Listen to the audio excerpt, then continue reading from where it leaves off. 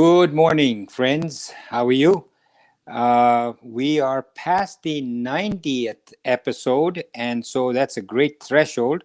Yes. Really excited about that. Good morning, Lou. Good morning. How are we doing? We're coming up close on that 100th episode, Yeah, that's right. yeah. As I look back, it's been what, over a year we've been doing this now? Oh, yeah. It has to be, right? Yeah, Yeah. way over a Pretty year. close, yeah. Anyway, it's been a nice journey. Today we're going to be talking about chapter 9, I want verses. I want to point this out because you were talking about the nice journey, and we just caught up all these episodes on YouTube. So people want Gita or Memoirs of a Psychiatrist on YouTube.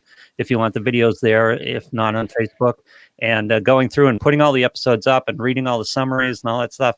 And it was really nice to go back through the entire path of the journey and revisit some of these things. So great few people who joined us in the middle. Make sure you go back to the beginning and check us out in sequence here.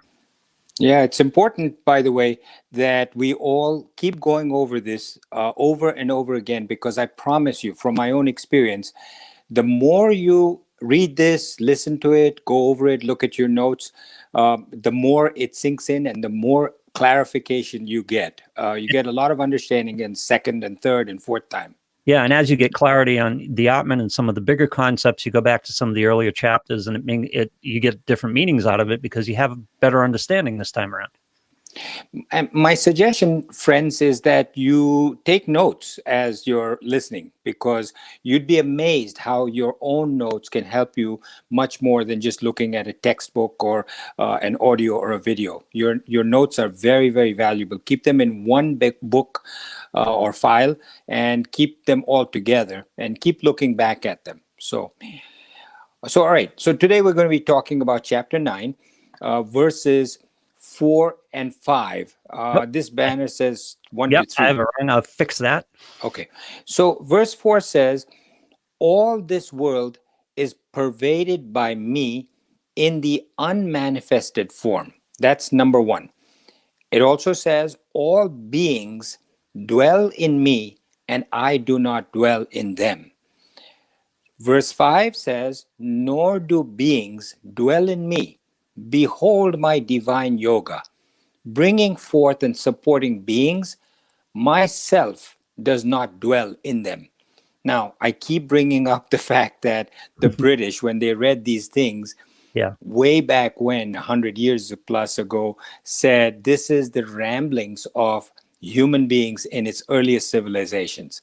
Far from being so, far from being ramblings, these two verses are so deep. These two verses actually capture all of chapter 9, if not even greater.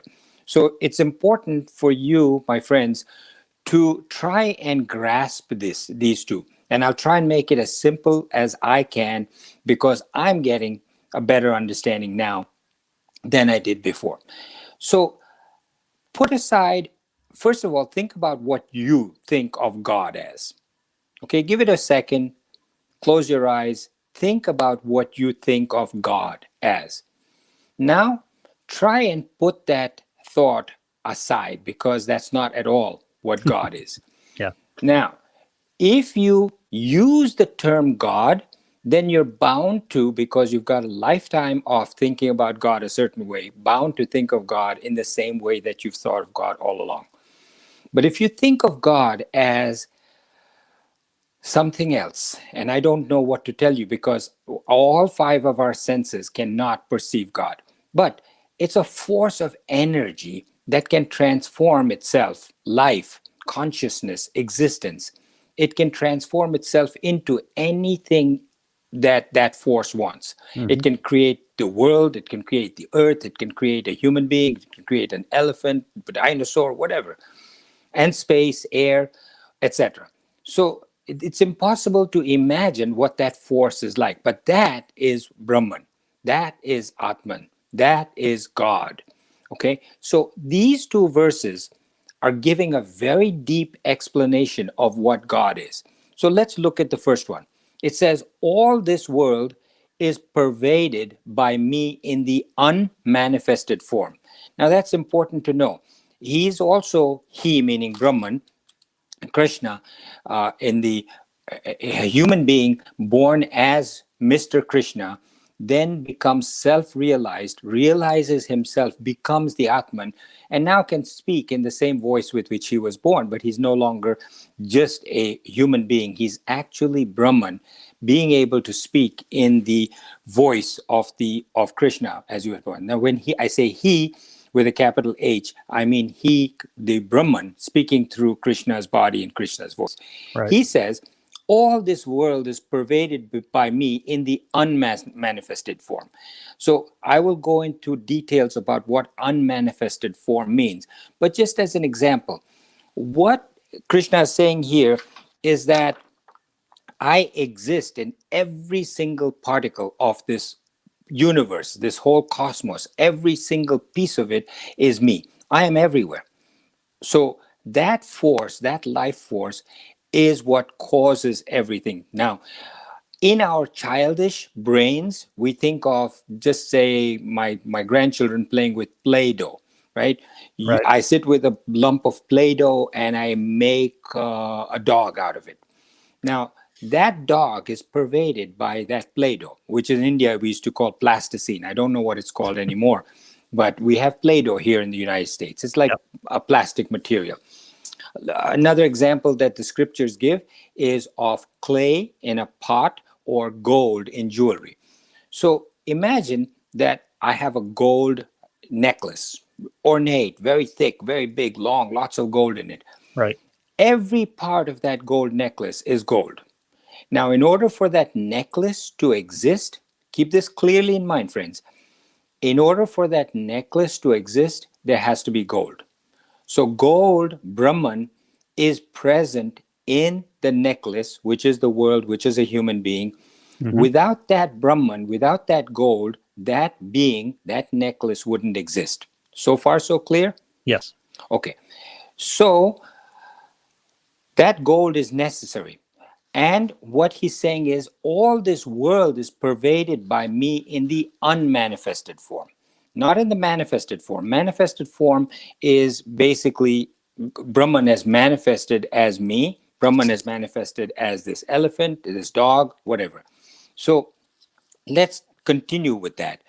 So gold pervades, the Ishavakya Upanishad talks about gold pervading every ornament or a pot of clay. Now, you cannot perceive, none of us can perceive Brahman. We can't see Brahman, we cannot smell Brahman, we cannot hear Brahman, we cannot taste Brahman, we cannot touch Brahman. We cannot even conceptualize, can't feel towards Brahman, cannot conceptualize or imagine what Brahman is like. But let's say clay, in an entire pot of clay, is made of that earth that you take from this ground. Freshly made, that earth, you can smell it, Mhm. you can touch it, you can feel that it's clay in a different form, you can taste it, you can smell it, you can, if you knock on it, you're going to feel a different kind of sound than knocking on a piece of wood. Every one of your senses can perceive that it's actually a clay pot. Similarly, this entire universe, every piece of it, the tree, an animal, an insect, a human being, is made of Brahman. We can't perceive Brahman, but we can perceive the manifestation of that Brahman. Right. And he says in the Upanishads that the unmanifest form is in Sanskrit known as avyakta. Avyakta form is one that cannot be perceived by the senses.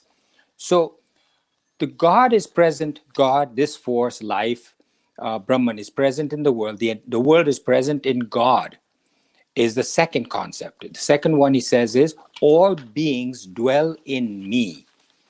Okay, what that means is that imagine a rope. This is a constant example in the scriptures, a rope and a snake. You see a rope in the dark, you mistake it for a snake. You step back, you say, oh, there's a snake there.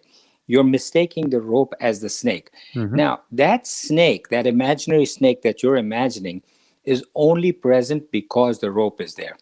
Right. If the rope were not there, you would not see it as a snake. So it says the world is present in God. The world depends on God, Brahman. The existence of all beings depend on God. Now, carefully think about this.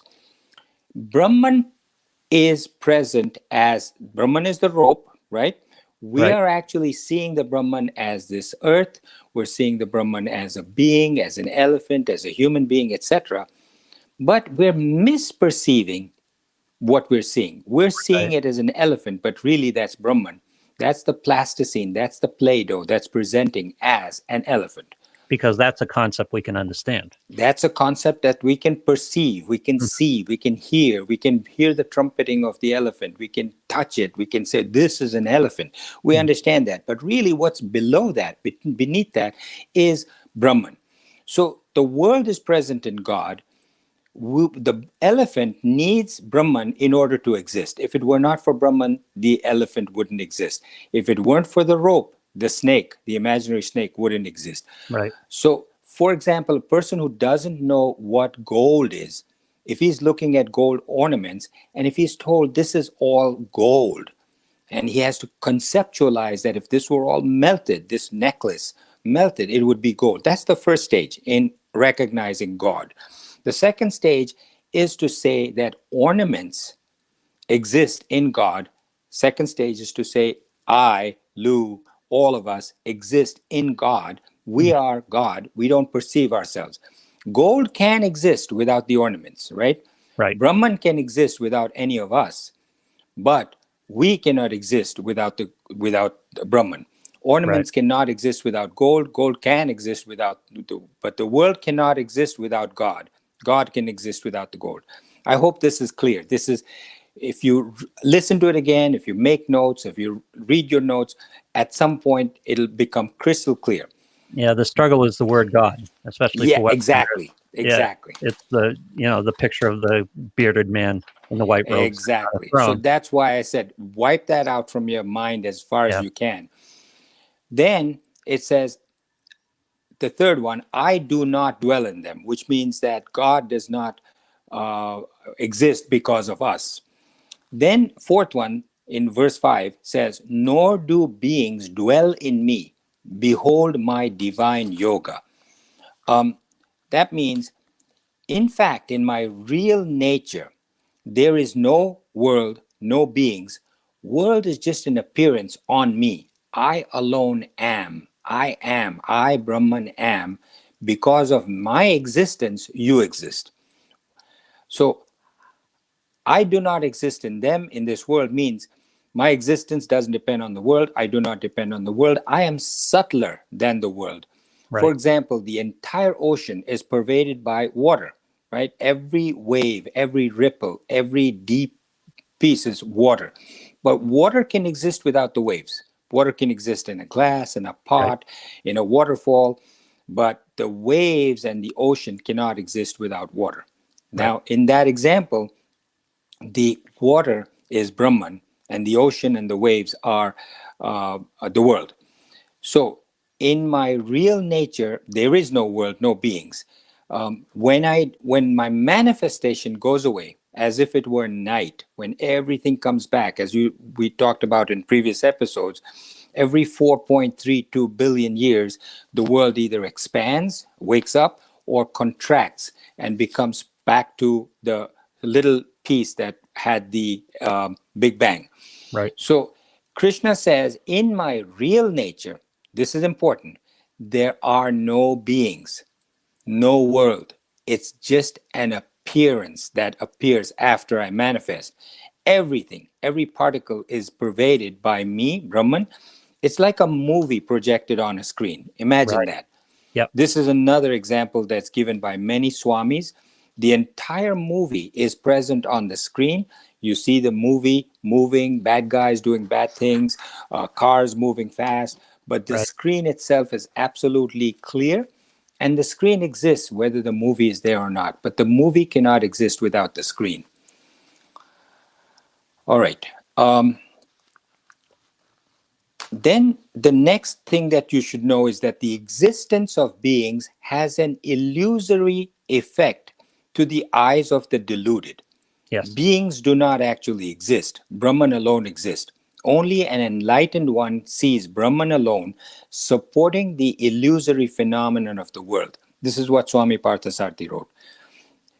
So imagine that it's a dream. Just like Right. a dream, You can have all kinds of things happening in the dream. You're fast asleep. It's your mind that's creating the dream. And it seems When you very real.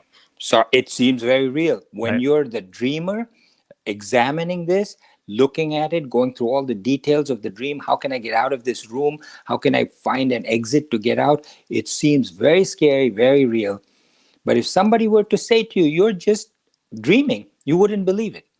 Yeah. Only when you wake up, the same mind that created the dream is now saying, wow, what a dream that was. I was scared. Just as a dream folds back into the mind that created it, remember, the dream goes back into the same mind that created it. Right. The world and all of us will, after 4.32 billion years, fold back into Brahman. At the end of the dream, that's when the contraction of the universe takes place. So our universe is what, 13.8 billion years? Okay. And every 4.32 billion years, this contraction and expansion takes place. So, like the rope and the snake is pervaded by the rope in its unmanifest form. The snake depends on the rope. The existence of the rope does not depend on the snake, right? But the Mhm. existence of the snake depends on your misperception of that rope, which in the scriptures is called misapprehension. Apprehension doesn't mean fear of. Apprehension also means the ability to comprehend, apprehend this as a rope. Even when the snake disappears, the rope exists. In the rope, there is no snake. Okay, so all beings exist in Brahman. Sorry, I'm going over this again and again Yep. and again in different examples, but it's necessary. All beings exist in Brahman. The beings are the snake. The Brahman is the rope. Brahman doesn't exist in the beings, meaning the rope doesn't exist in the snake. Ocean remains the source of the waves. Waves exist in the ocean. The ocean does not exist in the waves. There can be no waves without the ocean. So I think we've done this enough. Am I right? Yes. I love the analogy about the dream because it's really interesting because when you're in the dream, you have no concept of your life outside the dream. You have no concept that you're in bed sleeping. You have no concept of your other life, everything, all the thoughts and all the experiences that created this dream. You have no consciousness of that, except sometimes in dreams, you get a little lucid and you say, hey, this is just a dream. And your approach to the dream is totally different. It looks Correct. different because you understand that you are in a dream. I love that analogy, and I think it fits well here. Good, good. There are many such examples. I think we gave this story of, I forget if it was Plato or whoever made this thing that they're all in a dark cave, all human beings, surrounded by, sitting chained to the wall. And Yes. then one person escapes and keeps walking until he goes through the dark. He can't even see his nose in front of him. And then he comes to the outside and suddenly sees the light and says, oh, there's a whole world here. I should go back and tell my fellow people this. He's awoken. He's seen what the reality is. And he says all the other people are just sitting in the dark, Yep. chained to the walls, looking at this fireplace, looking at the shadows on the wall. Very, very good analogy. And unless they take the journey down the cave, they're never going to understand it. They don't have Right. perception of it. Or they, even without taking the journey down the cave, if the person comes back after seeing the sunlight and says, hey, there is such a thing, at least take that Hmm. knowledge, because that's what our forefathers have left to us. These scriptures that say there is this bright sunshine outside. You don't have to just sit here and look at the fire and the shadows on the wall. Okay. Apple Podcasts, Google Podcasts, Spotify, if you want the audio only. On YouTube, there's videos. On Facebook, there's videos as well. Leave comments. We'd love to hear from you. Thank you so much for joining us, friends. We'll see you next time. Bye-bye.